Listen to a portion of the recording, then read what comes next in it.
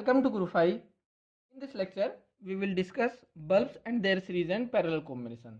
जब हम मार्केट से बल्ब खरीद के लाते हैं तो हम या कोई भी CFL या कोई भी LED, तो हम ये बोल के लाते हैं कि इतने वाट की दे दो हमें। तो जो वाट होती है किसकी यूनिट होती है? पावर की। सो हम पावर की वैल्यू बता के लेकर आते हैं खरीद कर मार्केट से।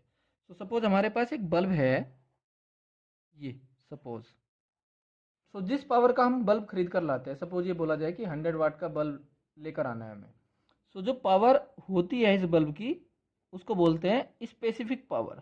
लेकिन ये तभी है जब किसी पर्टिकुलर वोल्टेज के लिए हम इसको अप्लाई करें। अब जैसे कि इंडिया में जो वोल्टेज होती है AC वोल्टेज, वो कितनी होती है? 220।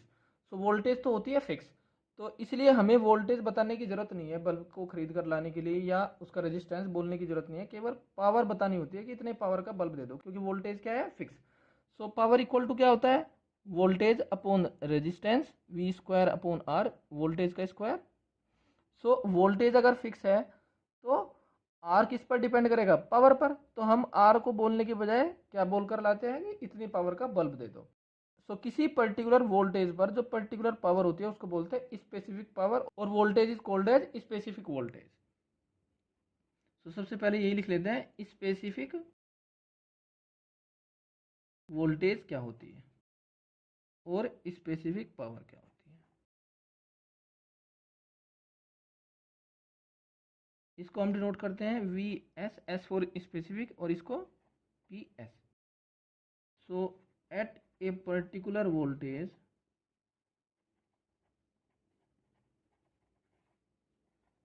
called as specific voltage, the power loss across the bulb is called as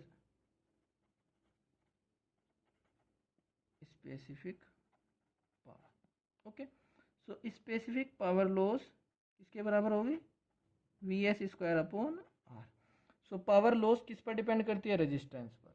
सो अगर किसी बल्ब को हम मार्केट से खरीद कर लाते हैं तो जिसकी पावर ज़्यादा होगी उसका रेजिस्टेंस कम होगा, ये ऐसा होता है।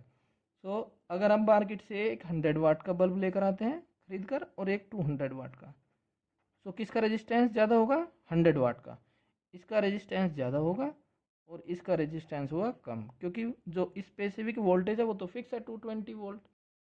इसलिए कम रेजिस्टेंस वाले की पावर ज़्यादा होती है और ज़्यादा रेजिस्टेंस वाले की पावर कम होती है।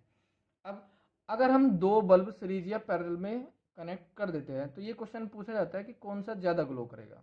ज़्यादा वो ग्लो करेगा जिसके अक्रॉस पावर लॉस ज़्यादा होगी। तो यही देख लेते हैं हम, glowness of bulbs in series and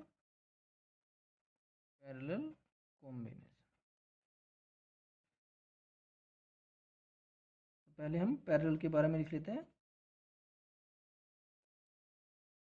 अब आप लोगों ने ऑब्जर्व किया होगा ये, या बल्ब जब मार्केट से खरीद कर लाए होगे तो ये सोच कर लाए होगे कि हमें जो कमरा है हमारा, जहाँ पर हमें बल्ब को लगाना है, वहाँ पर कितनी रोशनी करनी है हमें। तो अगर हमें लाइट ज़्यादा प्रोड्यूस करनी है तो ज़्यादा वाट वाला बल्ब खरीद कर लाना होता है हमें मार्केट से।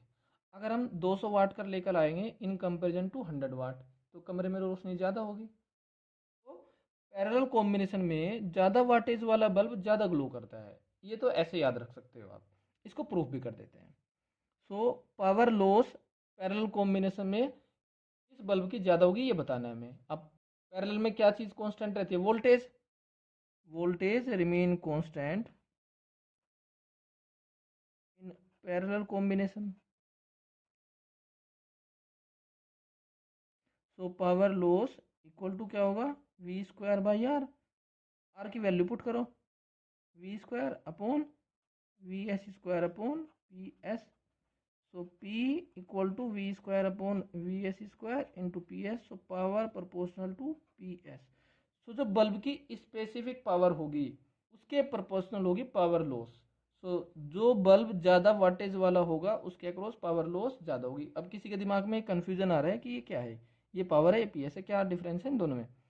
सो ये जो स्पेसिफिक पावर है ये तब है जब स्पेसिफिक वोल्टेज अप्लाई की हो 220 वोल्ट, लेकिन हो सकता है वोल्टेज कुछ और हो, हम 110 भी लगा सकते हैं, 100 भी लगा सकते हैं, कुछ और भी तो वोल्टेज हो सकती है ना। तो अगर किसी और वोल्टेज पर हमने बल्ब को ऑपरेट करना है तो तब है ये कंडीशन, अगर वोल्टेज चेंज करेंगे तो पावर भी चेंज हो जाएगी। तो किसी पर्टिकुलर वोल्टेज वी पर जो पावर लॉस है वो कितनी है, पी, यहाँ पर है ये स्पेसिफिक जो फिक्स है, ठीक है, जो 220 के आसपास है। तो अगर बल्ब हम खरीद कर लाते हैं मार्केट से ज़्यादा पावर वाला, तो उसके अक्रॉस पावर लॉस ज़्यादा इन पैरेलल कॉम्बिनेशन। तो हायर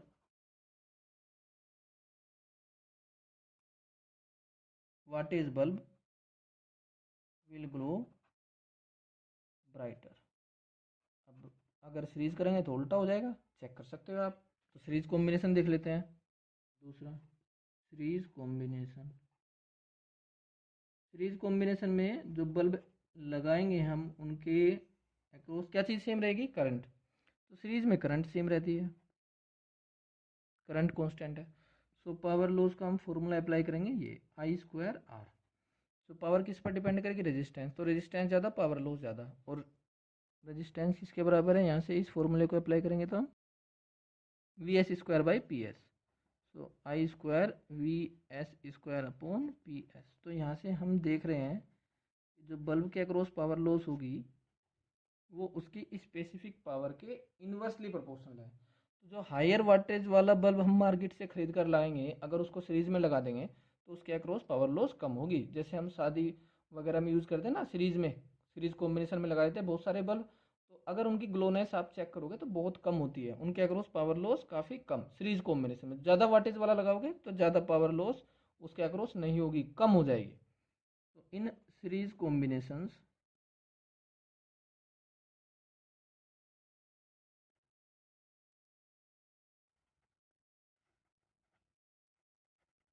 हायर वाटेज बल्ब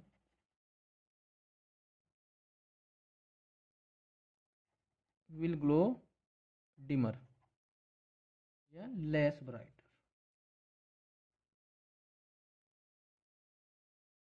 अब इसमें एक न्यूमेरिकल एग्जांपल ले लेते हैं, जैसे 2 नंबर में आता है क्वेश्चन। तो एक क्वेश्चन ले लेते हैं हम। A bulb of rating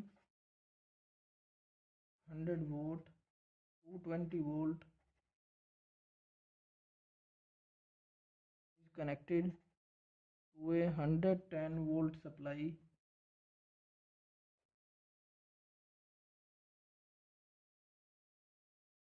then find the power loss across the bulb। अब आप चेक करो, जो बल्ब की रेटिंग है वो क्या है, 100 वाट 220 वोल्ट। तो अगर इस बल्ब को 220 वोल्ट के साथ यूज़ करेंगे तो उसके अक्रॉस पावर लॉस कितनी है, 100 वाट। तो यह है स्पेसिफिक पावर और यह है स्पेसिफिक वोल्टेज। तो यहाँ से रेजिस्टेंस आ जाएगा। अब इस क्वेश्चन में इसने क्या कहा है कि अगर इसको 110 वोल्ट के साथ यूज़ करे तो पावर लॉस कितना होगा। ये पावर लॉस तब है जब 220 के साथ यूज़ कर रहे हैं, 110 के साथ यूज़ करें तो पावर लॉस कितना। अब जो बल्ब है उसका रेजिस्टेंस तो चेंज होगा नहीं, ठीक है। सो अगर वोल्टेज को बदलेंगे तो पावर लॉस बदल जाएगा। सो रेजिस्टेंस क्या है, V square by P equal to V square by R. तो यहाँ से हम अप्लाई कर सकते हैं V S square upon P S. जब स्पेसिफिक वोल्टेज लगाई तो पावर लॉस स्पेसिफिक, जब कुछ और लगाएंगे वोल्टेज तो पावर लॉस भी बदल जाएगा। सो वी एस क्या है 220 और पी एस क्या है 100, वी क्या है 110, ये पी, इससे ये कैंसिल आउट करेंगे तो 4 आ जाएगा। सो आप लोगों का ये कन्फ्यूजन भी दूर हो गया होगा कि पावर कितनी होती है बल्ब के अक्रॉस और स्पेसिफिक पावर कितनी होती है। नाउ अब हम ये चेक करें, अगर बल्ब को सीरीज और पैरेलल में लगा दे तो जो इक्विवेलेंट पावर लॉस होती है वो कितनी हो जाती है। Now let us discuss the equivalent power loss in series and parallel combination. Equivalent power loss in series and parallel combination. तो पहले हम डिस्कस कर लेते हैं सीरीज कॉम्बिनेशन। सपोज हमारे पास 2 बल्ब हैं। पहले इस बल्ब को हमने कनेक्ट किया, इनपुट वोल्टेज V से। सो इस बल्ब का जो रेजिस्टेंस है वो आप कंसिडर कर लो R1, तो इसके अक्रॉस पावर लॉस कितनी, V²/R1। अगर दूसरा बल्ब कनेक्ट करेंगे, इसका रेजिस्टेंस सपोज R2, वही इनपुट वोल्टेज V, तो इसके अक्रॉस पावर लॉस V²/R2। अब अगर इन दोनों को सीरीज में कनेक्ट कर दे तो इक्विवेलेंट पावर लॉस कितनी हो जाएगी। तो ये दोनों बल्ब हमने सीरीज में कनेक्ट कर दिए।